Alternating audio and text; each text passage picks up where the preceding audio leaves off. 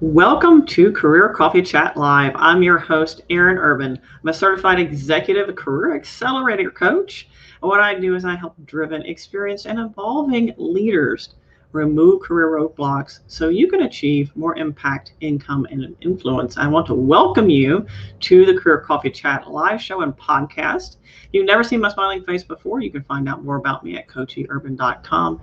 And of course, you can see the replay on all the major channels. Right now, we are live on LinkedIn, YouTube, and Facebook, as well as the podcast will pop up later on all the major channels, including a few I've never heard of. So when you're tuning in, please say hi, say your name, say where you're from. I want to welcome you to the Career Coffee Chat Show. Today we have a very exciting guest, and most importantly, we are kicking off numero uno in the Forbes Coaches Council special series this summer and into the fall. We'll be interviewing Forbes Coaches Council rock stars, because I'm a member of the Forbes Coaches Council, which is a privilege and a pleasure. And I'm super excited to bring to you top coaches, consultants, and experts from the Forbes Coaches Council. Now, kicking us off is Petra Zink. And what we'll be talking about today is how to stand out with your career brand. Now, you might be thinking branding is all about logos and colors and maybe what you say on LinkedIn, but it's much more than that. In fact, having a compelling personal brand is a career requirement, not just an afterthought, particularly now. So if some of you know, the job search market, for example, is still quite competitive. And in order to stand out for the jobs you want, you have to have the right career brand. But most importantly, it goes well beyond that. Let's just talk about career advancement, and we will talk more about it in a minute with Pedro. But most importantly, how you show up in the workplace has a lot to do with how far you go in your career and where you go. So if you're watching the replay later, feel free to add a comment or share with your network. I'd love to have you do that. If you're listening to the podcast, give us a thumbs up, a like, or a star rating, and be sure to subscribe on my YouTube channel so you never miss a live show or a podcast episode. Now, special guest Petra Zink shares how to develop a compelling personal brand that ensures you are purposeful in either a career pivot or career move or career advancement. So today, I'm super excited to have you join us because we'll be discovering how to stay relevant in the future of work, what you can do for your personal brand, particularly for business corporate professionals like yourself, how to stand out in a noisy and competitive world of work, and why personal branding is a leadership requirement and not an afterthought. So Petra Zink is a certified personal branding and digital strategist, speaker, coach, and consultant. I found out this morning that she's also a teacher, which is also super exciting. So she's got a wealth of information for us. And she specializes in helping corporate professionals build personal brands that fuel career advancement. I want to say hi to you joining in from LinkedIn. Congrats on being a member of Forbes Coaches Council. Thank you very much. And without further ado, I want to introduce Petra Zink. So glad to have you. It's super early in the morning. Tell them how early it is. It is 2:00 in the morning. Yeah. And ladies and gentlemen, she stayed up last night teaching a class until 9 or 10 o'clock your time. So you have had no sleep. Thank you for being on the Career Coffee Chat Show. And it's super exciting to have you on the show and share this time with you and learn more about why personal branding is a thing and what we can do to make sure we're elevating ourselves to either those we work with or on the job market.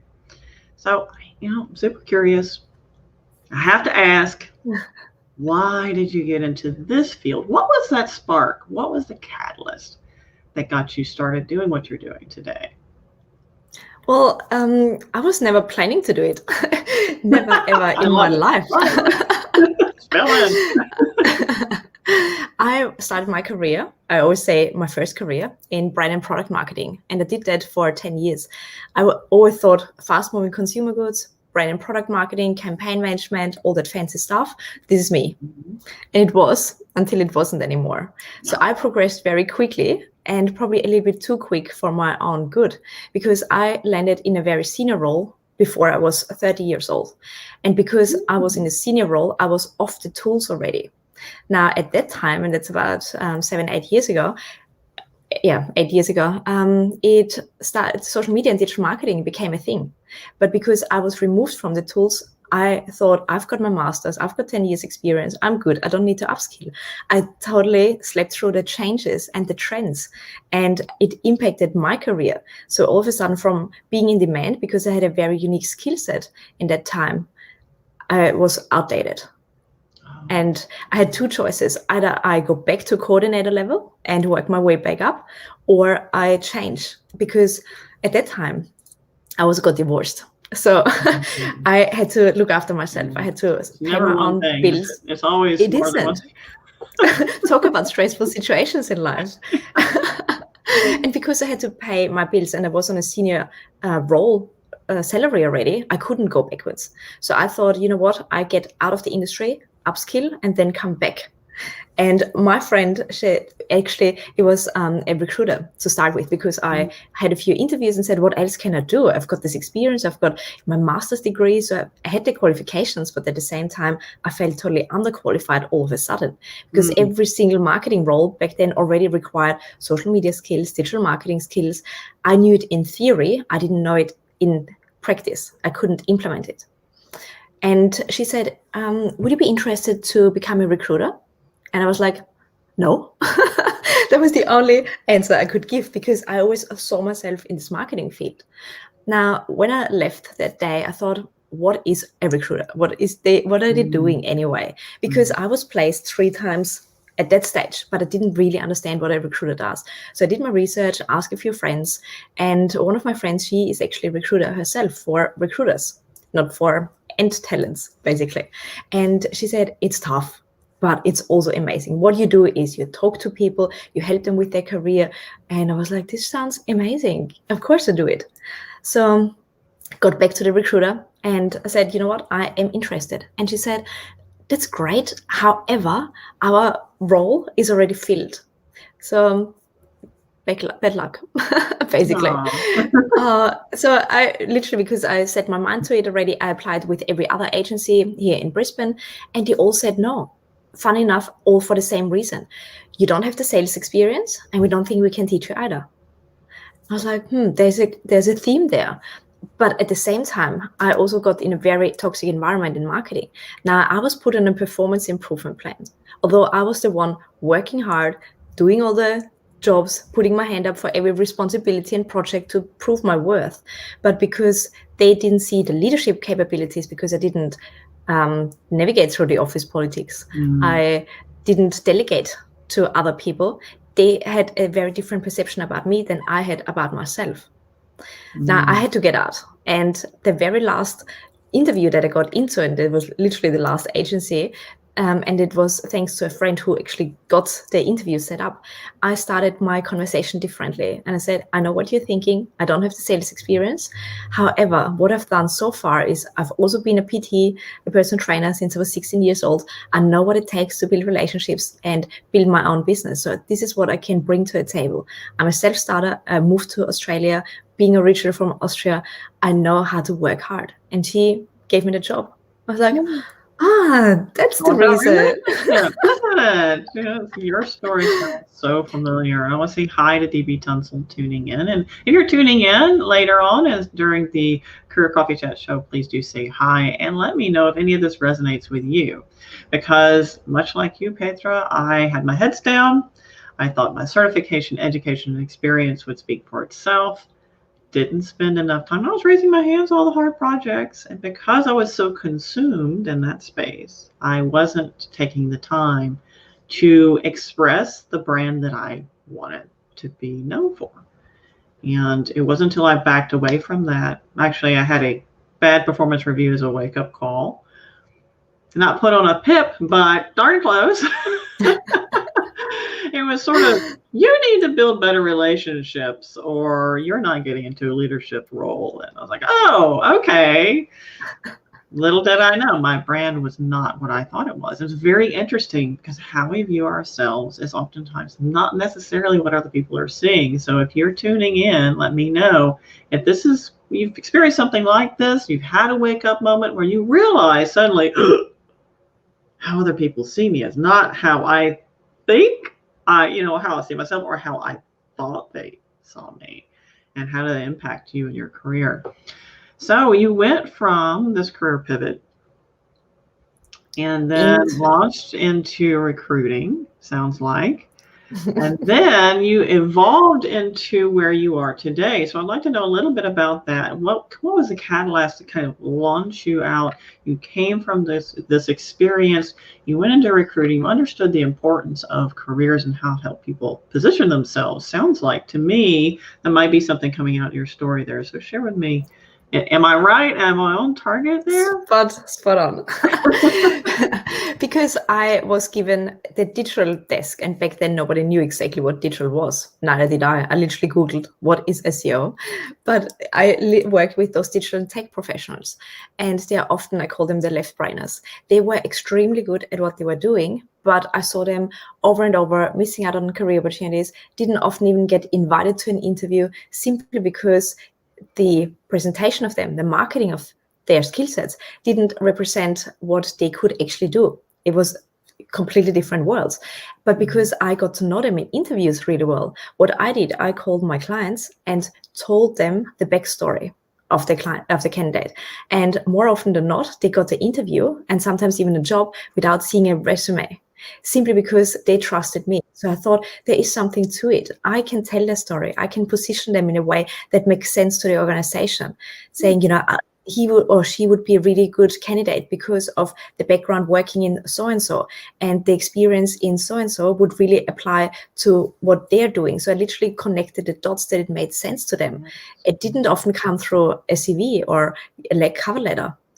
And this is how I thought, there is something to it. And that at that time, it was also very busy in my world. So I got between 300 and 500 CVs a day. So a lot. And the ones who didn't stood out, I couldn't spend time on that.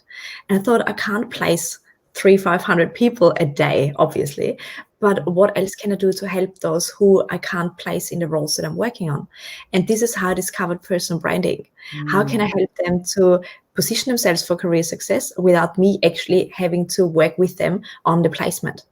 And this is where I landed. And since 2016, it's my full-time gig.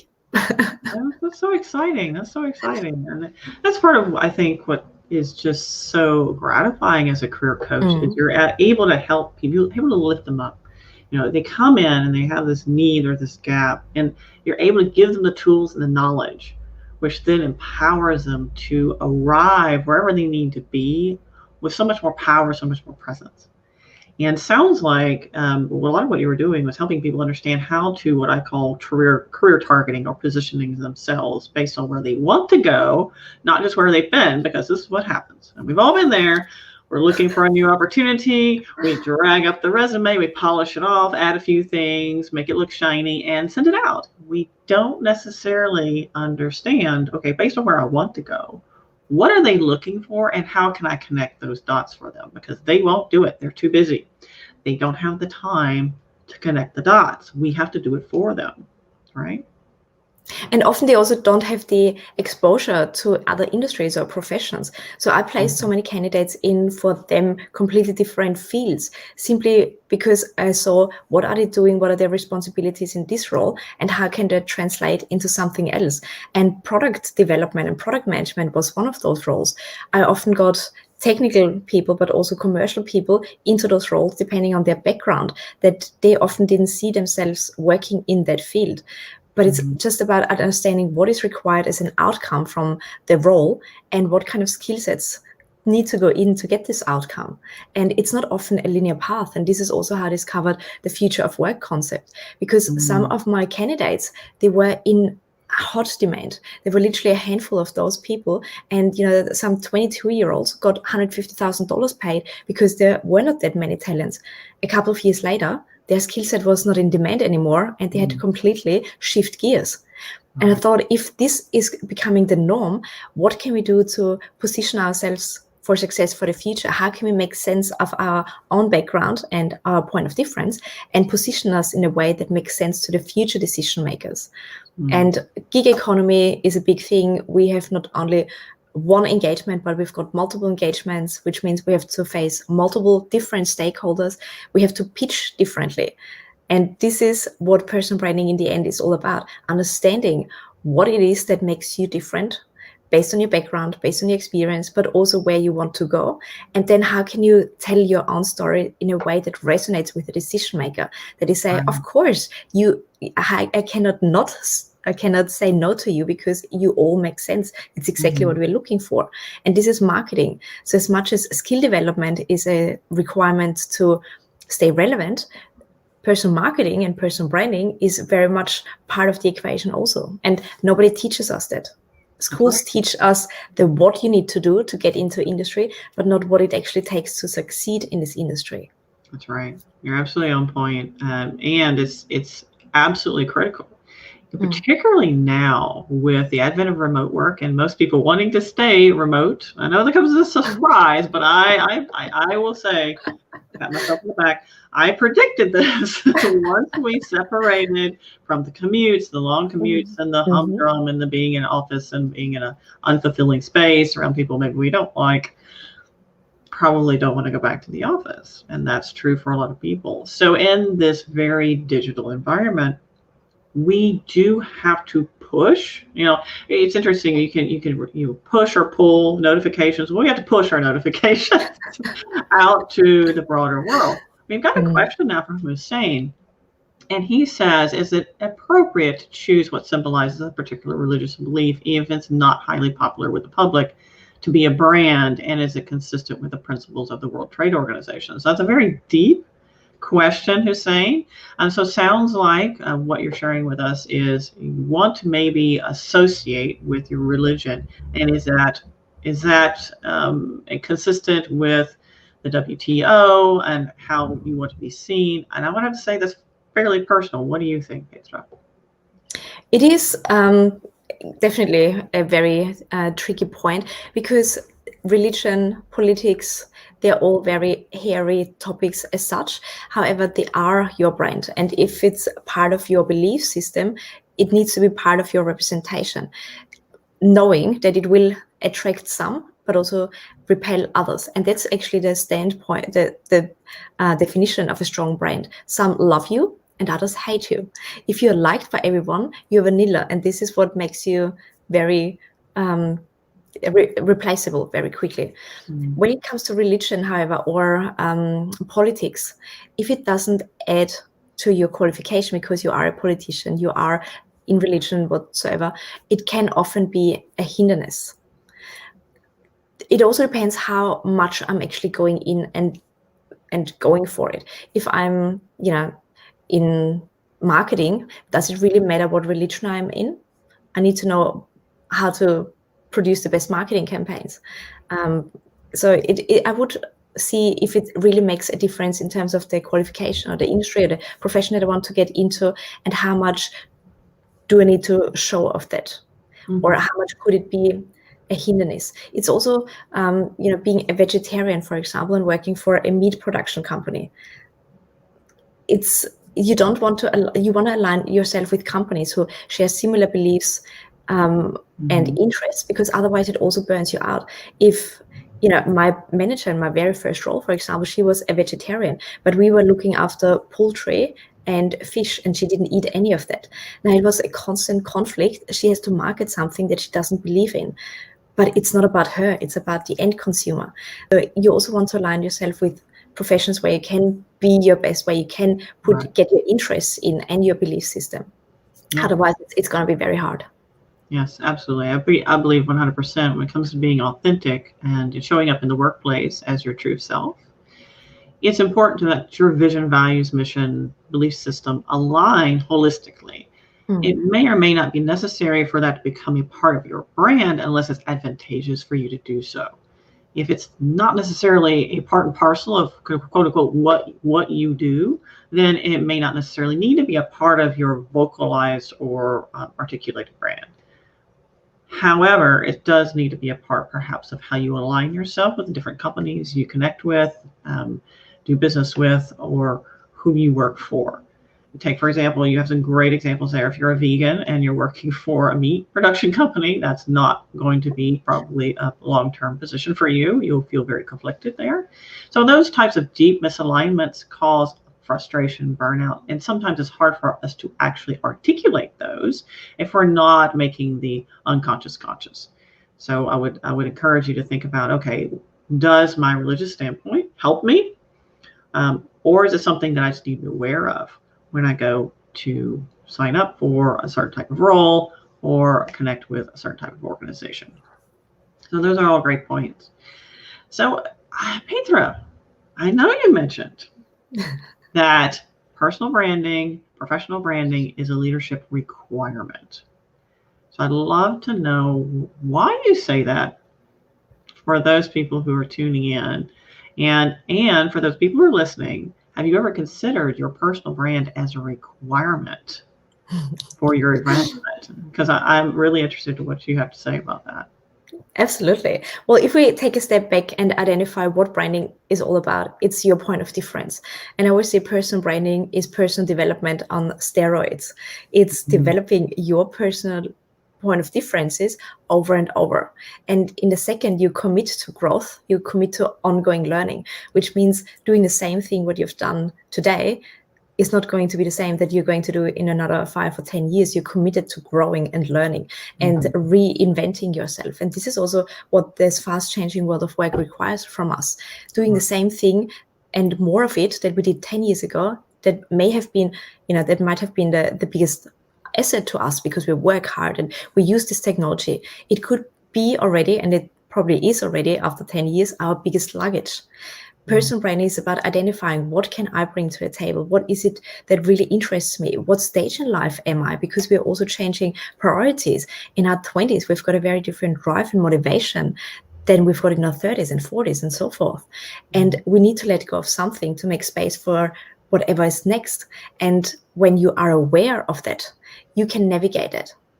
And this is why I said it's a leadership requirement, because the more aware you are in terms of what are your strengths, what are your weaknesses, how do you show up, how do you want to show up, also what kind of skill sets and personalities and strengths and weaknesses do you need to be complemented by, that you can be in your performance zone. You can also spot it better in others. And this makes you a much better leader when you're very aware of those cues, rather than just having a certificate saying I'm a good leader. It's not a thing anymore. I've got a certification. I've got an MBA. Therefore, no. Exactly. And also being aware, okay, my skill set was in demand. It's not in demand anymore. What can I do without anyone saying to me what I need to do? What are the next steps? What do I need to upskill in? What kind of experience or exposure do I need to get in order to stay relevant? And this is also what we are seeing, and we've been seeing for a few years now. HR and your line manager, they're not responsible for your career development anymore. You need to take control over it, but it starts with you knowing what actually interests you. What are your natural strengths? What is it that you want to develop further, and how can you get there? So a career strategy is all about where am I now, where do I want to go, and what are the steps to get there. And this is leadership. You don't need a title for leadership. It's simply going first before somebody else tells you to do so. And the earlier you can start with identifying that and also making sense and maybe even disrupting yourself, seeing, those kind of tasks are going to be replaced, or simply I lost interest. I am not giving it all. What can I do to get back to my high performance zone before I get put on a performance improvement plan, before I get, be made redundant, or whatever it might be. Right. Absolutely. And I tell people it's your zone of genius is really where we need to be focusing on for that core brand to align with the inner self. And that's the intersection of your strengths, interests, and expertise. Because if you're looking, let's say, into the future of work, and you're thinking to yourself, yeah, what I am going to do, or a large portion of what I am doing, will be outsourced or automated. How can I pivot? What can I do here? And also leveraging the knowledge that you have worked so hard to achieve thus far, so you're not having necessarily to start all over again, unless that's your true heart's desire. And if you want to quit everything you're doing and you want to become a veterinarian, then that's what you want to do. Just know that takes a lot of time and energy, so you want to plan wisely for that. What I encourage people to do, and everybody, and I know you feel the same way, Petra, is always be evolving, Because if you're not always evolving, you will become replaceable. And we don't want that. We need to always evolve, and most importantly, evolve where we want to go. Now, if I was a professional and I'm looking at achieving a certain type of goal, I'm evolving towards that goal, I'm working really hard, and I'm not saying anything about it to anyone, what would your advice be? Share it straight away. Because often when we have to face changes, it's hard enough. And a change could be, I want to get into a more senior role, I want to get into a different industry, I want to lose 5 kilos. It doesn't matter what change it is always hard. It's a pattern interrupter, and our brain is wired to keep us safe. It wants to keep us where we are now because we can predict what happens. Now, if I'm not sharing it with anyone, nobody can help me along the way. I'm not accountable to anyone either. So when things are hard, it's like, oh, just move on. Nobody knows about it. And then we wonder why we're not getting anywhere.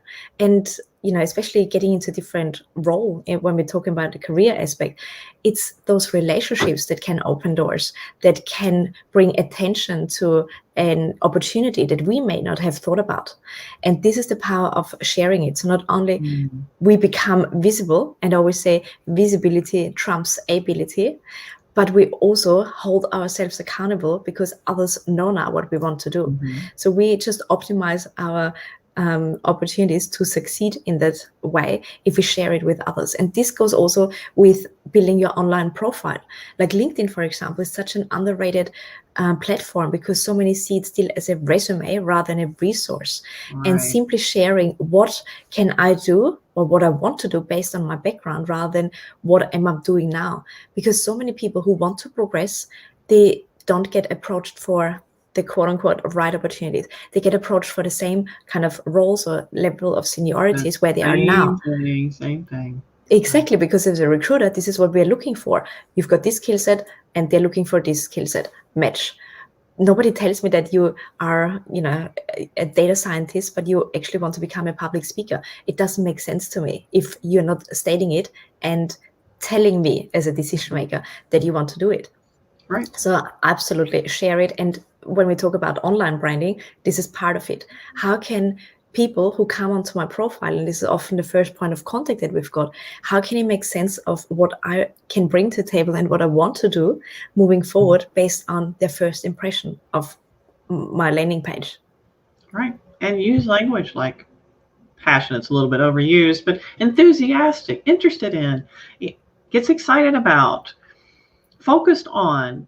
This type of language helps people understand that not only, okay, where are you right now, but also where are you evolving to? What's emerging for you? Because that's important. Smart hiring managers want to hire people who are interested in what they're doing, not just because, well, they did the same thing over and over again. But it's very true. If we don't communicate, we don't share to our supporters, our network, even our direct leaders, no one's the wiser. No one's the wiser. And if you don't feel comfortable because you think your direct line managers might not support you, or maybe they're not actual leaders supporting their team, supporting their team's growth, then go around them. Seriously, do what you can to spread your goals, what you want to do, and of course, develop relationships throughout the organization, not just linearly.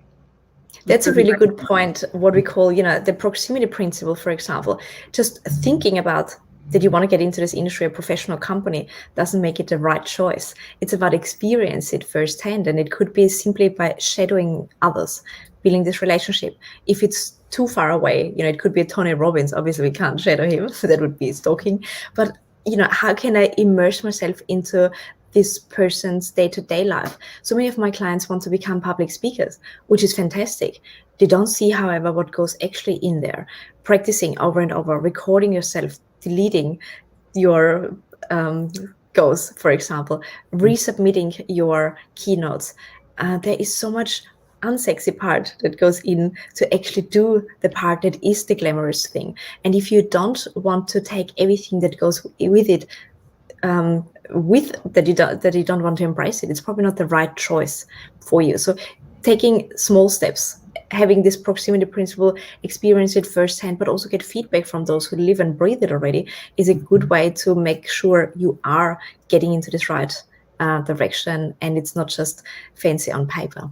All right, absolutely. And for those of you tuning in or watching the replay later or listening to the podcast, I'd love to know, have you done a good job of sharing your goals? Because most of the professionals I coach do not. They don't share their goals for whatever reason. They just figure, well, I've been doing this, so clearly everybody would know that if I'm doing this, then I want that. But that's not the case. You have to keep in mind, everybody's so wrapped up in their own universe, their own world, everything that's going on, being bombarded from 50,000 different directions.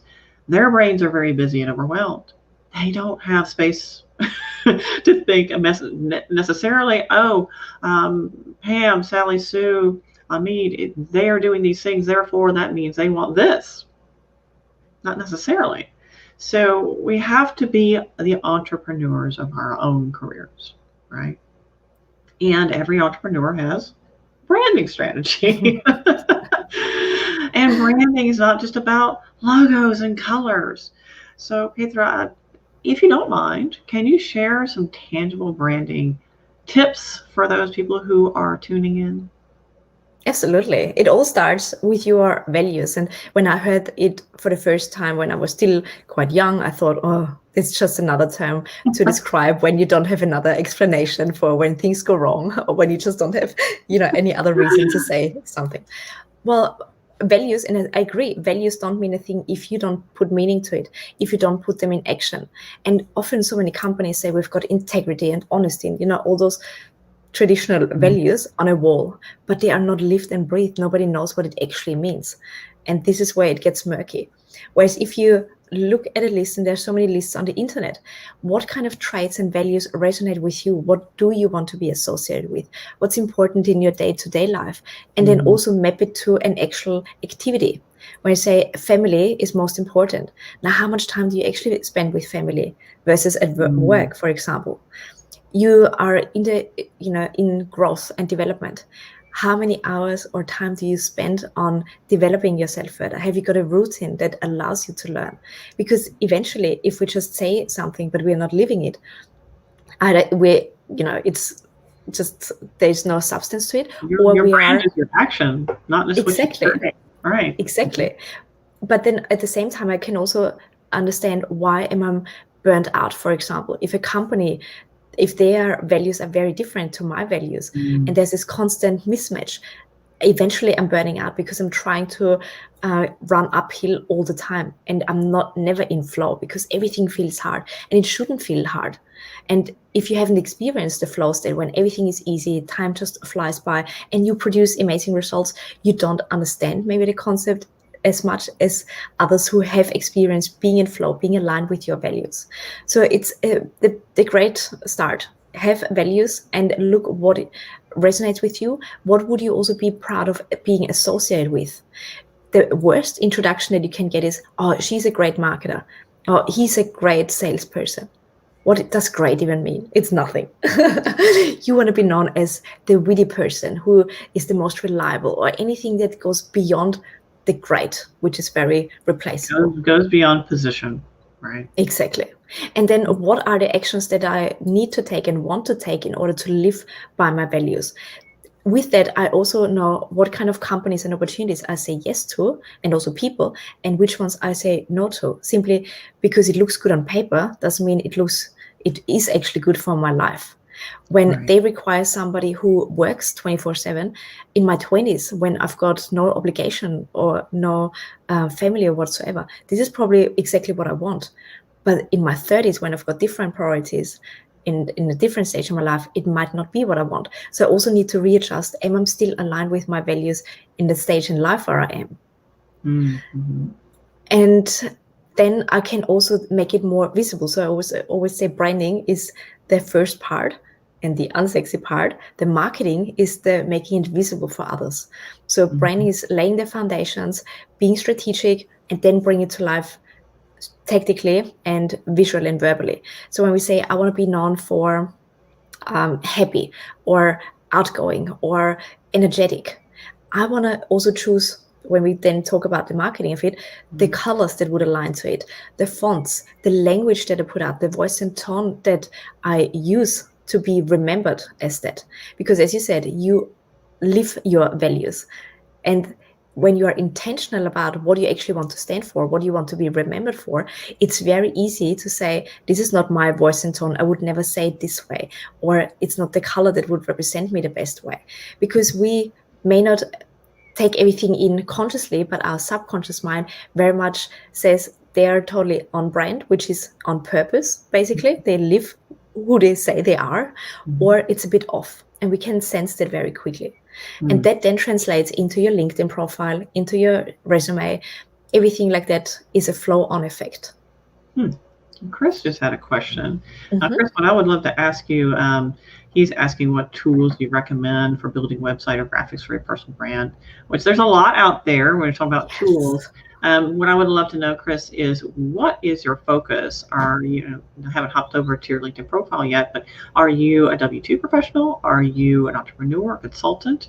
That has a lot to do with where you want to go with that and what you want to do with your brand and how you want to go, because there's a ton of different tools out there. Maybe you can share your favorite, Petra, to help Chris out. Absolutely. I live on Canva. I know, I do too. I love Canva. For anybody who has any artistic blend at all, or even if you don't, because they have tons of great templates. I mean, it's super easy. I love Canva. Yes, and they also have a color palette. So you can also see what are those colors that really resonate with each other, what are complementary colors, for example, and can play a little bit around, but also knowing what colors actually mean for others. So just because, say purple is my favorite color doesn't mean purple is the color that I should be represented by, because it also comes down to the audience and the industry and the profession that I'm in. If I, somebody who wants to stand out, then I might use a bright yellow and orange in a law firm. You wouldn't necessarily associate those colors with law, but if I want to be this person, I'm choosing it intentionally. But it could also backfire. So, as I said, this is then the more tactical part. What kind of colors to choose is based on what I want to stand for, what I want to be remembered for, and also what resonates with my audience.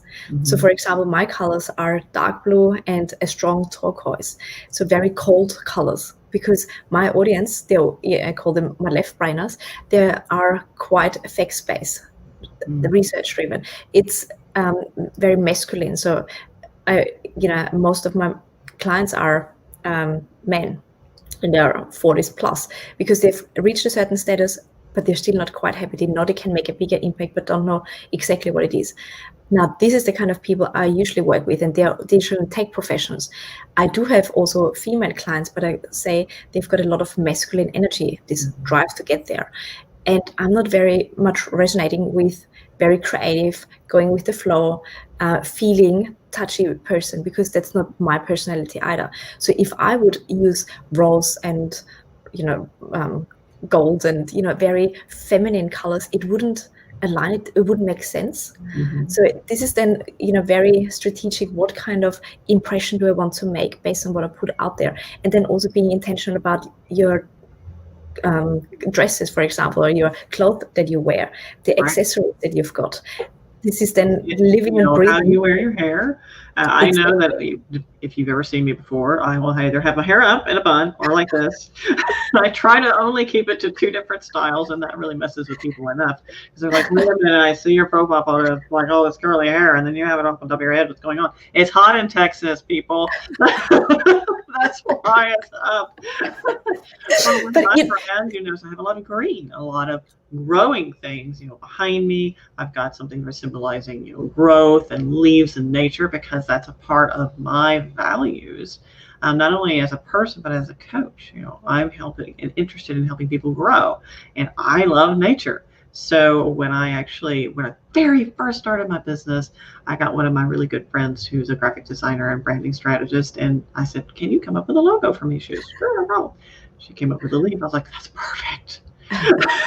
Because I had no idea. I was like, I have no idea what logo. But she came up with this logo, and I was like, it's perfect. Yay. You know, it it's really it's been, does. very intentional what you just mentioned, because it all comes down to how consistent and cohesive do I show up. When I show up one day loud and just out there, and the next day I'm not talking to anyone, you're like, what's wrong with you? So this is when we talk about creating opportunities. People need to trust us, but if we are inconsistent, we are showing up when we feel like it. We have different personalities to us. We also have different marketing material, bright versus very dark. They don't see a pattern there. It's not predictable as such, and this is what can be very harmful to your brand, because nobody remembers you for something that you actually want to be known for. So it's literally just living and breathing it every single day with your colors, but more so with your actions. All right. And green's one of my favorite colors. I love green. In fact, I just bought, I know, it's just so silly. I'm even sharing this, but I just bought a pair of camo green shoes. And I'm not a camo person, but I just love them. I don't know why. And Linda said, she goes, I love your colors are warm and welcoming. So yay, I've made a great impression. Good to see you, Linda.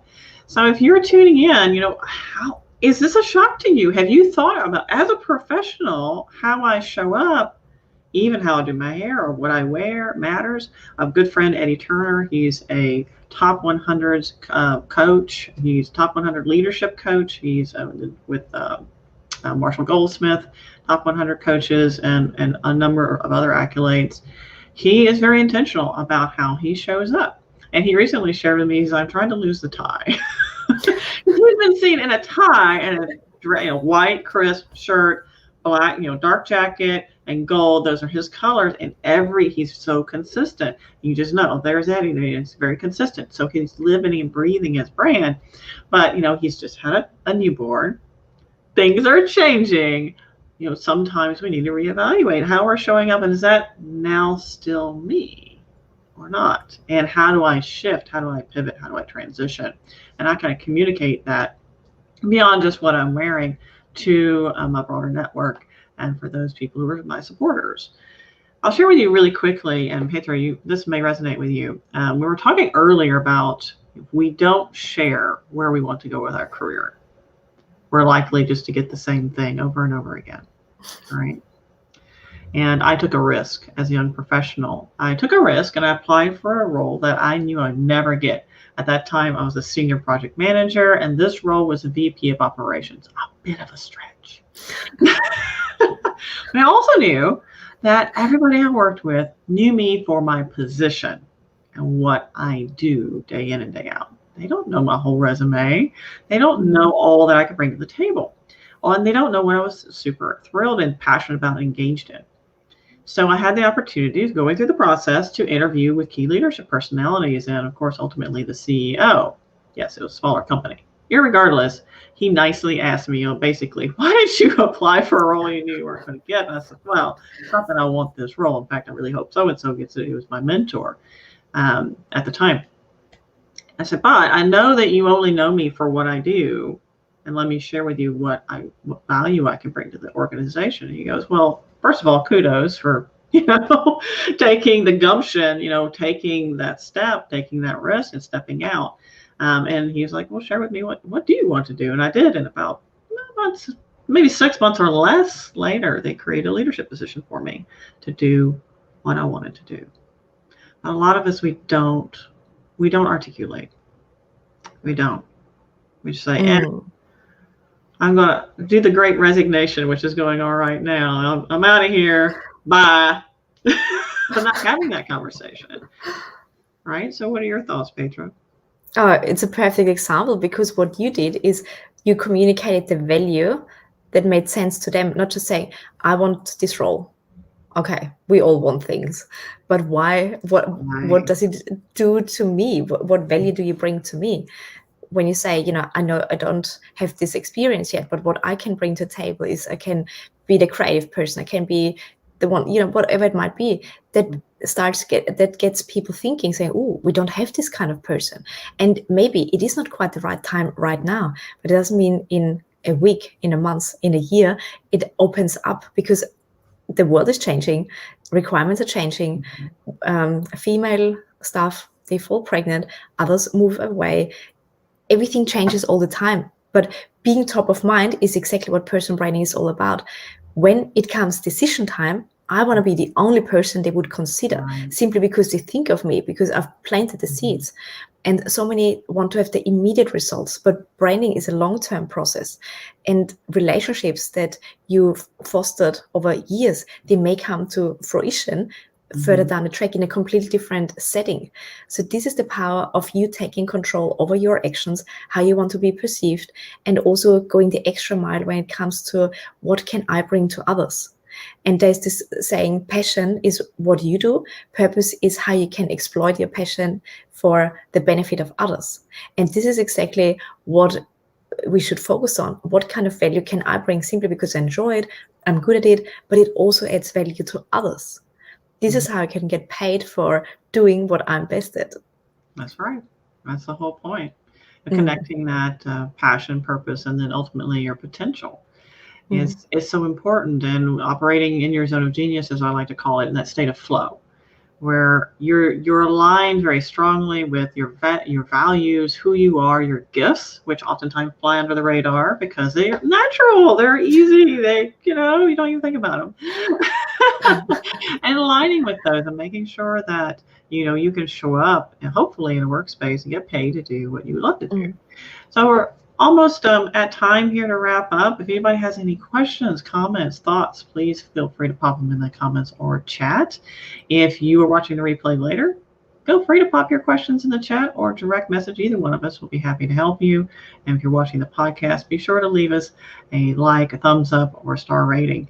Now, Petra, what additional advice do you have as we wrap up the show for those people tuning in when it comes to developing their personal brand and really standing out in a very competitive climate? What would that be? It's about realizing that the era of careers as such is over. We are entering the era of personal branding. So how can you make commercial sense out of yourself? How can you position yourself in a way that resonates with others? And we want to read between the lines. It's about identifying, why do I enjoy this hobby? So, we can think broader. It's not just a professional experience that we can use to our advantage. What am I doing in my spare time? What am I interested in already? What am I reading? What am I studying? How can I use that and create commercial opportunities around it? Who would benefit from that? And then being very intentional about who are the people I need to have in my courtyard to help me there. It may be peers who I can bounce off ideas from. It could be authorities who I can learn from. It could be those who I admire and want to become eventually. How can I get close to them? How can they become my mentor or my coach? And of course, surround yourself with them consistently. The saying, you are the product of the 5 people that you surround yourself with the most, is a very true thing, because if you only see this kind of world, you miss this opportunity. And this is also what coaching in the end is all about. Asking different questions if you want to get different results and having a different perspective. The saying from Albert Einstein, you can't solve the problem with the same mind that created the problem. Just thinking, why am I not successful? Why am I not earning this much money? It doesn't get us anywhere. What can you do to get there? Open up those questions. So also investing in your self-coaching skills, for example, if we don't necessarily have the resources to invest in another coach, this is a great way. And then obviously staying alert. What happens in the market? How can you read between the lines? And you're right, the trends that we are seeing, quote unquote, working from home, building global teams, technology replacing tasks in jobs, it's nothing new. The World Economic Forum predicted it in 2010. That's a decade ago. And now all of a sudden it's here because COVID-19 has fast-tracked it. But this is only a sign of its time. We're going through a lot more changes, more frequently and also more substantially.